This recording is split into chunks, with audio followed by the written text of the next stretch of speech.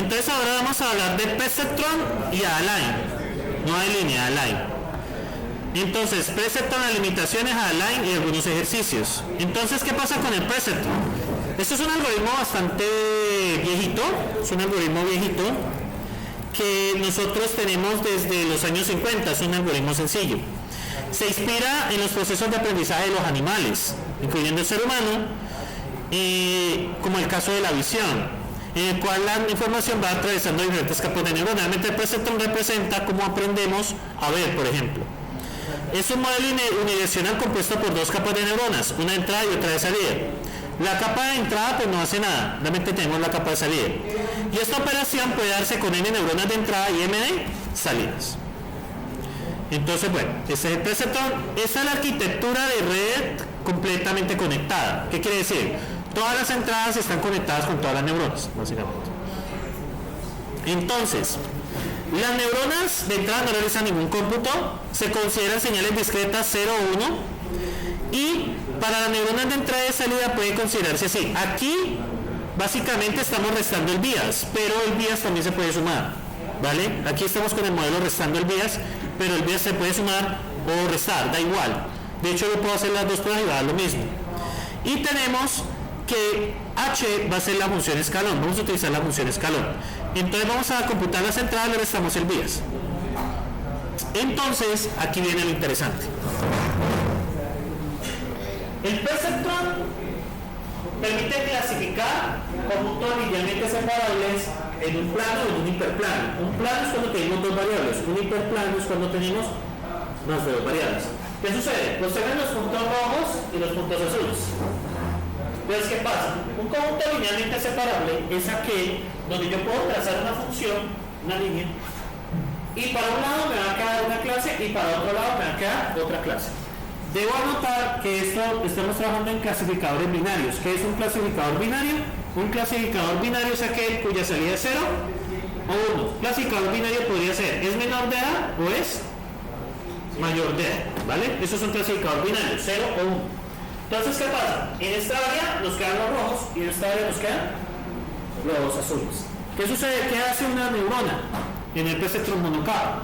Lo que hace es trazarnos una función y los que están por debajo de la función pertenecen a una clase y los que están por encima de la función pertenecen a otra clase. Es decir, la etiquetamos como 0 o como 1. Por eso les decía que son conjuntos linealmente separables, es lo que estaba hablando hace rato.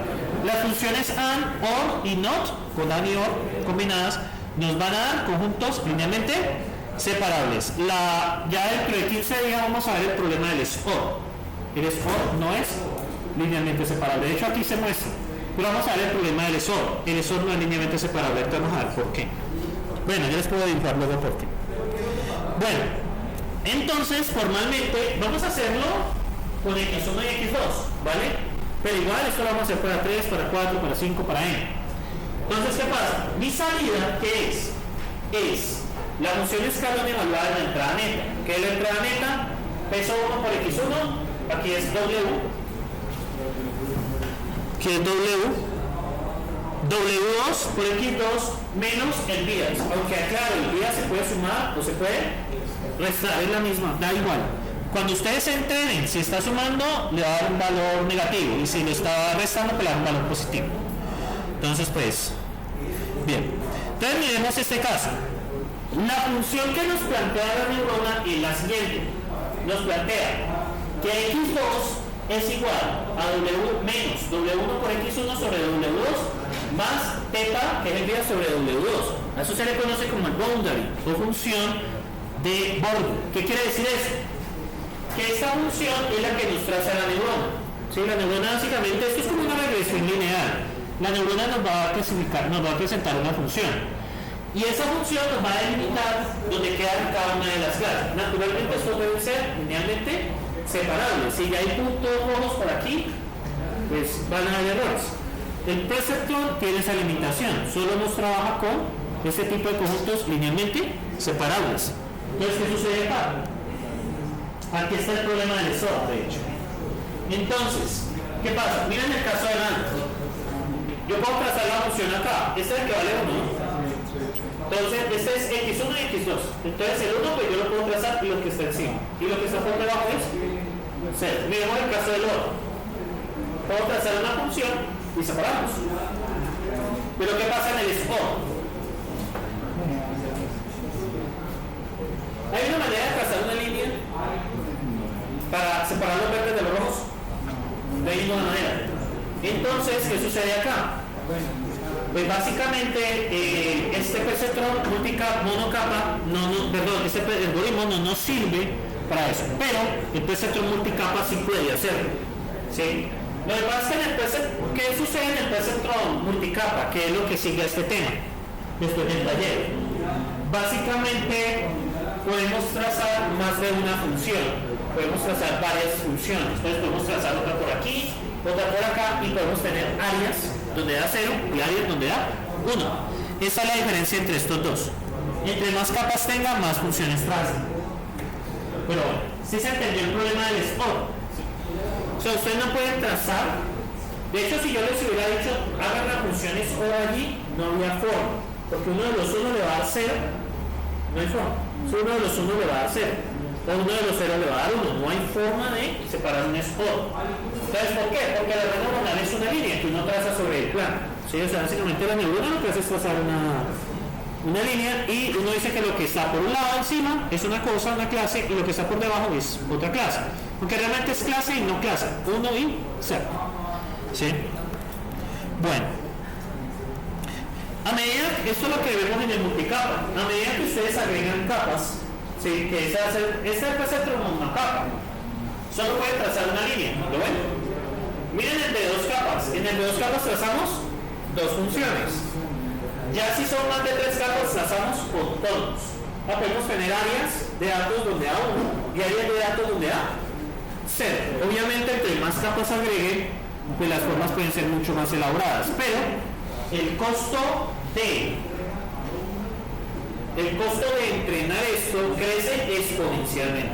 Si vamos a ver, cuando yo ya meto más de 3 capas, eso ya empieza, el collage empieza a decirle como que hey, yo soy gratis, no me pidas tanto,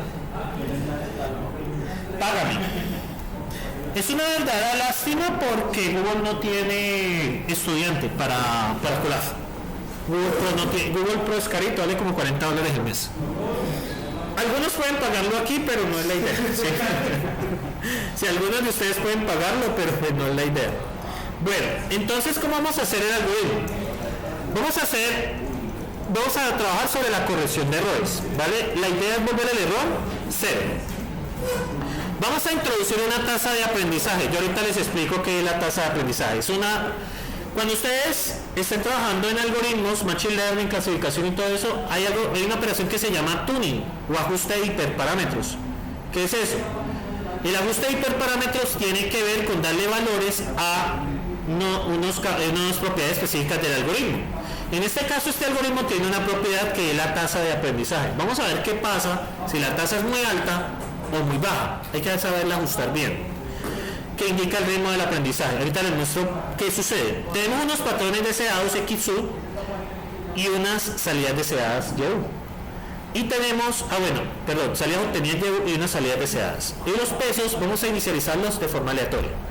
Ahorita los ajustamos a pi, pero lo que vamos a hacer ahora es ajustar esos pesos entre -1 y 1. Ahí voy a utilizar la librería NumPy para crear un vector aleatorio. Y voy a utilizar un concepto de simulación que es el corrimiento de la distribución uniforme. Ahorita les voy a decir, ¿ya se acuerdan de simulación o no? Cuando uno corría la distribución uniforme. Bueno. Sí, ahí llegarán en algún momento. Entonces, miren la regla del perceptrón. Miren, el peso, la diferencial de pesos, ¿qué es? Es el factor de aprendizaje por el error. ¿Qué es el error? La diferencia entre la SA y la obtenida por la entrada. ¿Lo ven? Por X sub J. Por eso es que yo les decía, ¿qué pasa cuando la entrada es 0 y hay error? La regla se le vuelve 0. Entonces uno como corrige en el perceptrón una entrada 0, la corriges en el bias, por esa razón, ¿vale? Y la entrada del bias siempre va a ser 1 o -1, en este caso asumieron -1, entonces en el bias yo el XJ sería siempre -1, ¿vale? Igual, yo les puedo mostrar con más 1 y eso igual va a ajustar. ¿Sí? Eso igual lo va a hacer. Bien. Entonces, vamos a trabajar en una sola capa. Se va a hacer, bueno, vamos a introducir aprendizaje, bueno, dar los patrones, bueno, eso es una diapositiva, no mucha información. Esto está repetido. Bueno. Y aquí está. Algebraicamente igual, no se preocupen por eso sencillamente me ayuda a explicar cómo funciona. La función de activación sobre la sumatoria ponderada menos el teta es igual a la función evaluada en la norma de los pesos por la norma de los X por el coseno del ángulo. ¿Sí se acuerdan de esa regla? Que la U por B es igual a la norma de U por la norma de B por el coseno del ángulo. Eso es álgebra lineal. Pero eso no lo vamos a usar aquí. Eso sencillamente me ayuda a explicar la siguiente gráfica. Los pesos, miren que esto es el vector de peso, ¿lo ven? Entonces, ¿yo qué suelo hacer? El peso es un vector, ¿sí? Yo lo que estoy haciendo todo el tiempo es mover el vector de pesos. ¿Con qué criterio? ¿Qué busco? Que el vector esté en una posición donde el error sea mínimo. ¿Estamos allí? Entonces, ¿cómo funciona eso? Aquí está. Arbitrariamente podemos comenzar por acá, en la integración 0. ¿Yo qué busco? Empezar a ajustar la función hasta que me llegue a dónde. ¿Por qué me llega la función aquí? Separa los conjuntos en su totalidad con error 0. El perceptrón tiene una característica, es que no admite errores, ¿sí? Uno obviamente en programación puede meterle que, bueno, si tiene algún error lo acepte, pero el perceptrón no acepta errores, ¿sí? Entonces, ¿qué estamos haciendo? A medida que el algoritmo itera, ajusta W1 y W de tal forma que quede acá, donde clasificamos correctamente los puntos rojos y clasificamos correctamente los puntos azules. ¿Lo ven allí? Eso es lo que va a hacer el algoritmo. ¿Qué sucede aquí? El algoritmo va a dejar de iterar cuando esto sea cero. ¿Por qué uno busca que esto sea cero? Esta diferencia entre el deseado y el obtenido. ¿Por qué uno busca eso? Pues que la entrada sea igual a la salida esperada. Perdón, las salidas obtenidas sea igual a la salida esperada. Lo obvio, ¿no? ¿Qué pasa si la salida obtenida igual a la salida esperada? Pues ya el algoritmo representa, ya la neurona predice correctamente. Ahorita vamos a hacer esas compuertas que ustedes vieron, pero vamos a hacerla ahora con el algoritmo perceptron. El algoritmo perceptron va a recibirles como entrada el factor de aprendizaje, los datos de entrada y los datos de salida, ¿sí? Y nos va a retornar como salida la matriz de pesos, es la que necesitamos nosotros, ¿sí? La matriz, una vez que esté calculada la matriz de pesos, se considera que el modelo ha sido entrenado. Cuando ustedes trabajemos en la librería CKNear, que es la que vamos a utilizar para Perceptron multicapa, igual lo vamos a hacer, Perceptron multicapa, ustedes pueden guardar el modelo. ¿Qué es guardar el modelo? Guardar las matrices de pesos calculados, o sea, el modelo son esas matrices de pesos, ¿sí? No es más, ¿sí? Entonces, realmente lo que nosotros vamos a calcular siempre son los pesos, o sea que estos algoritmos ajustan a los pesos, siempre. Entonces, acá, bueno, ignoren eso. Esto es WJ por XJ, sino que en las diapositivas que yo tenía corregidas, pues no estaba eso. Entonces, para clasificación binaria, 0 o menos 1. Inicializar aleatoriamente los pesos entre menos 1 y 1. Para el estado T, calcular la salida obtenida. O sea, básicamente meterle la entrada de neurona y mirar la salida, ¿vale? Esto de lo voy a quitar, sino que no me sincronizó en la casa cuando hice los cambios ayer. Ahora, corregir los pesos sinápticos y TUJ es diferente de YJ. ¿Qué significa eso? ¿Corrijo cuándo? ¿Cuándo corrijo los pesos? Cuando hay error, cuando no son iguales. Y utilizo la regla WJ más el factor de aprendizaje por el error, ¿sí? Por la entrada. Siempre va a ser por la entrada. Si no se han modificado los pesos en los últimos P patrones, o se ha llegado a un número específico de interacción especificado, pues sencillamente detenemos el algoritmo. Yo puedo utilizar otras marcas cuando el error es 0. Puedo hacer una sumatoria y mirar cuando el error sea 0, pues ya. O podemos utilizar un número total de patrones. Bueno, entonces miremos el caso de la compuerta A, ¿vale? Tenemos W1, W2 y el T, ¿vale? Entonces, ¿qué pasa acá? Esta es la entrada, ¿vale? ¿Estamos ahí? Y esta es la salida esperada de la compuerta A. Eso ya lo sabemos, ¿sí? Eso es lo que hicimos ahora. Bien, entonces acá, ¿qué vamos a hacer? Elegimos unos pesos sinápticos aleatorios. W1 igual a 0.4, W2 igual a menos 0.2 y el vías igual a 0.6. Con el patrón 0, 0, ¿por qué nos queda la entrada neta en menos 0.6? ¿Por qué queda así? Por el vías sería 0 por 0.4 más 0 por menos 0.2 más menos 1, perdón, menos 1 por 0.6, ¿sí? Porque aquí el vías es negativo, ¿vale? Aquí el vías es negativo.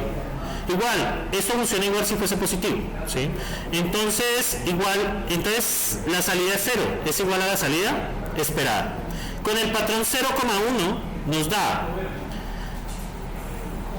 menos 0.2 menos 0.6, nos da menos 0.8, es igual a la salida esperada. Recuerden que es la compuerta ancha.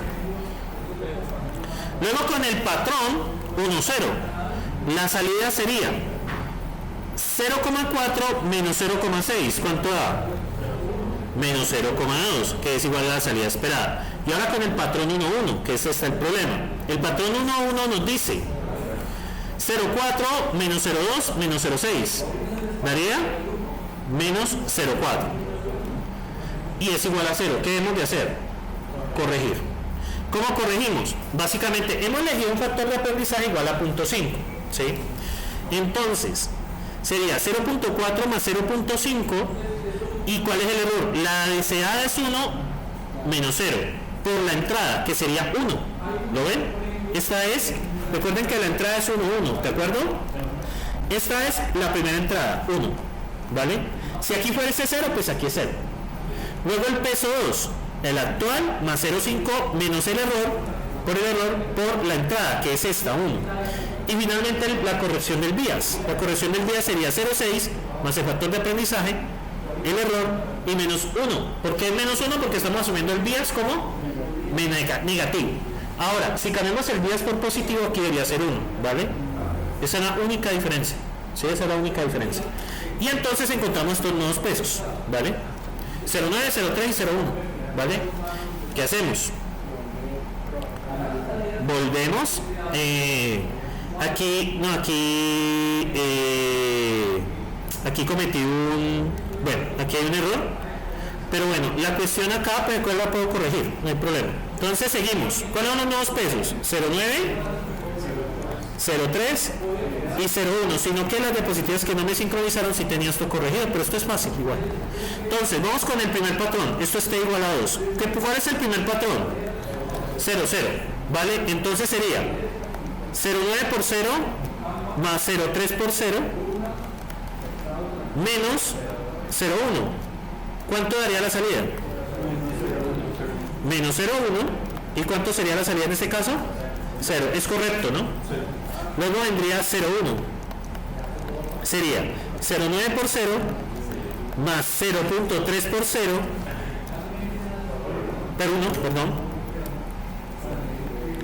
menos 0,1. ¿Cuánto nos da esto? 0,2. ¿Y cuánto es la salida? 1. ¿Es correcto? No. Es que aquí se me enredó, aquí hay un error porque aquí se me enredó la compuerta con la OR. Entonces, pues, es incorrecto. ¿Por qué? ¿Por qué es incorrecto? Porque ahí debería ser 0. Entonces, ¿qué tenemos que hacer? Otra vez volver a corregir los pesos. Entonces, W1 aquí es igual a 0,9 más factor de aprendizaje. ¿Cuánto es el error ahora? Deseado menos el obtenido. ¿Cuánto es el deseado? 0. Y el obtenido, 1. Por la entrada. ¿Cuánto es la entrada de 1? 0. Miren, este de aquí. Ahora, ese no cambia. W2. 0,9 más 0,5. 0,3, perdón. 0,3 más 0,5 y ahora ¿qué tenemos? 0 menos 1 y ¿cuánto aquí? Por 1. Entonces aquí nos da 0,3 menos 0,5. ¿Cuánto nos da ahora?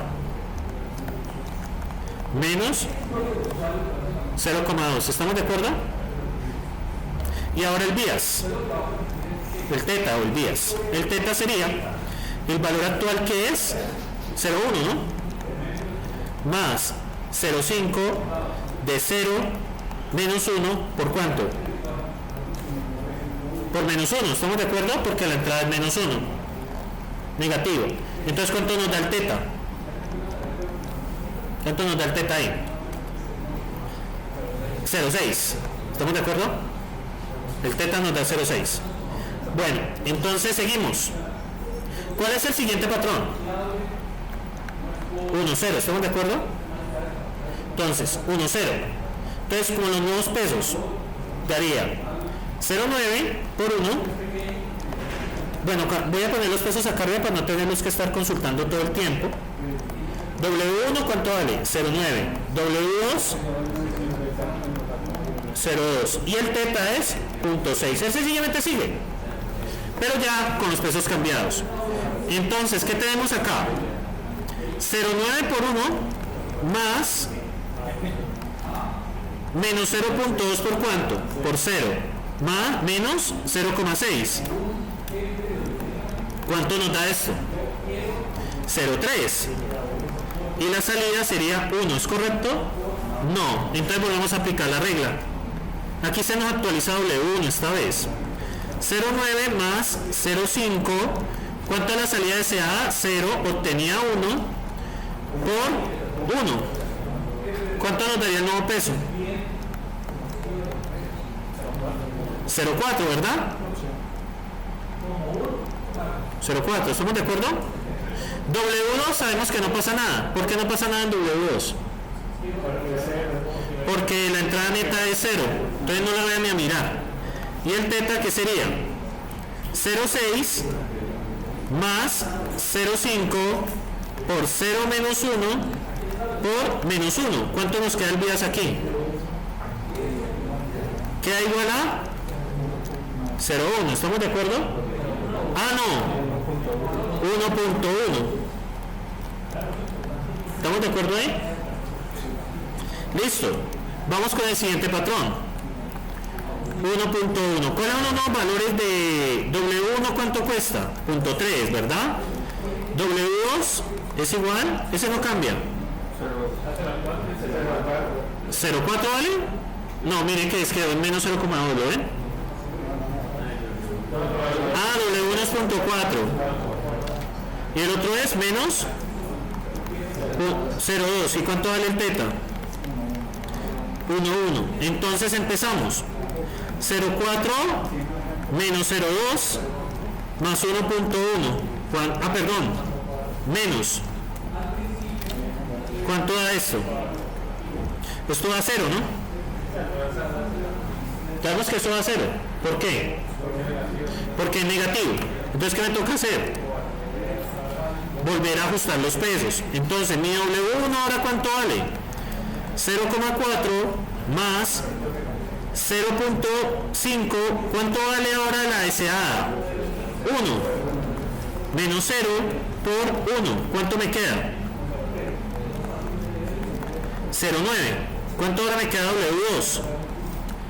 W2 vale menos 0,2 más 0,5 de 1 menos 0 por 1. ¿Cuánto queda valiendo W2? 0,3. Y ahora, ¿cuánto queda el teta? 1,1 más 0,5 de 1 menos 0 por ¿cuánto? Por menos 1. ¿Cuánto me quedaría ahí? 0,6. Ahí ya me va a dar. Ahí ya cumple la regla. Ah, no, este es el único que sigue rompiendo. Este tiene que bajar un poquito. ¿Ah? Listo. Pero ven que se está empezando a ajustar, ¿no? Entonces, vamos a hacer patrón 0,0. ¿Cuánto me da la entrada con el patrón 0,0? Me menos 0,6, salida 0, correcta. Patrón 0,1 me daría menos 0,3, 0 y esta entrada esperada. Y ahora, ¿cuál seguiría? 1,0. Ah, no, espere. Ah, no, ahí está bien. Da 0,3 positivo. 1 y ahí me toca arreglarlo. Pero miren que poco a poco está llegando. Poquito a poquito. ¿Cuánto valen los pesos ahora? 0,9, 0,6, 0,3 y 0,6. 0,3 y finalmente el teta valdría 0,6. Vamos a ajustar con el patrón 1,0. Ya sé que únicamente se me toca W1 y el bias. W1 es igual a 0,9 más 0,5 por salida deseada menos obtenida por la entrada. ¿Cuánto nos daría? 0,4. Miren que cuando es 0 y nos está dando 1, lo reduce. ¿Con qué objetivo? Para mandarlo hacia 0, ¿lo ven?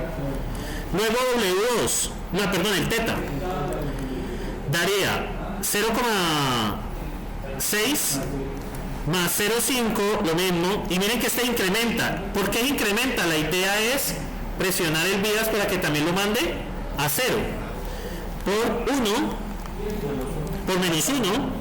¿Y cuánto daría eso? 1,1, ¿vale? Y creo que ahí ya nos da. Ah, no, todavía le falta ajustar el W2 porque ya el último patrón nos va a dar 0. Entonces, patrón, es que esto es lento, 0, 0. ¿Cuánto nos daría? ¿Cuánto van los pesos acá?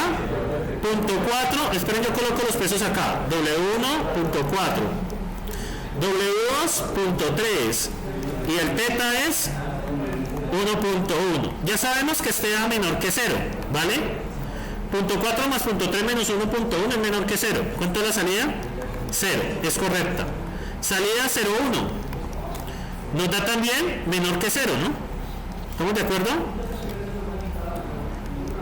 Menor que 0 y nos da 0, porque 0,4 es menor que 1,1.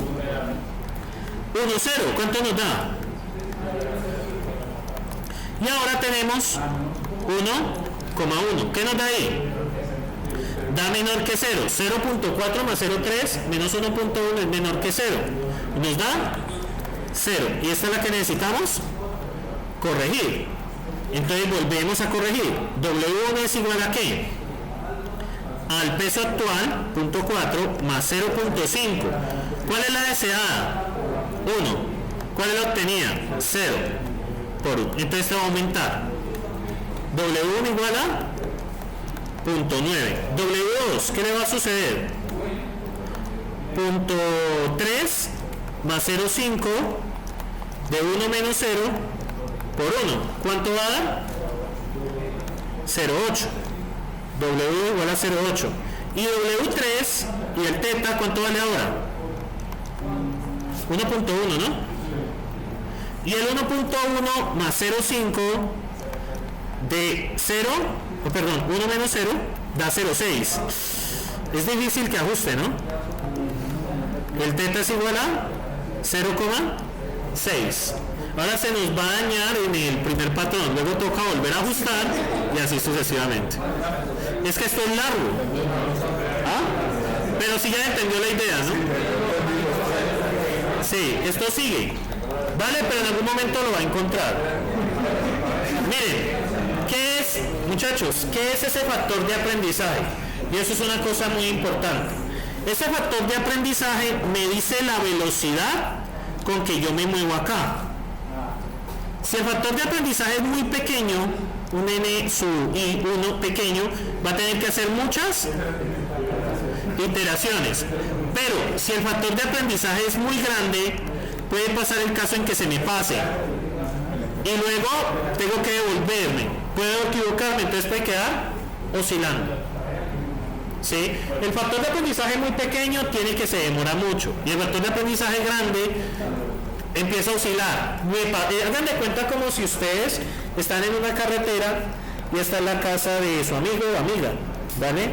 Y usted quiere ir allá. Si usted va muy lento, pues va a pasar mucho tiempo, pero eventualmente llega. ¿Qué pasa si va muy rápido? Pasa y luego tiene que hacer reversa, pero como hace reversa rápido, se vuelve a pasar y así. Ese es el mejor ejemplo. ¿Sí me entendieron allí la analogía? Entonces, eso es lo que sucede allí. Bueno, el siguiente paso va a ser implementar el algoritmo Perceptron monocapa, pero para eso entonces necesitamos que vengan con buena energía. Entonces, en un descanso de 20 minuticos los espero a las 17. Vayan, coman alguito porque salimos casi a la 1.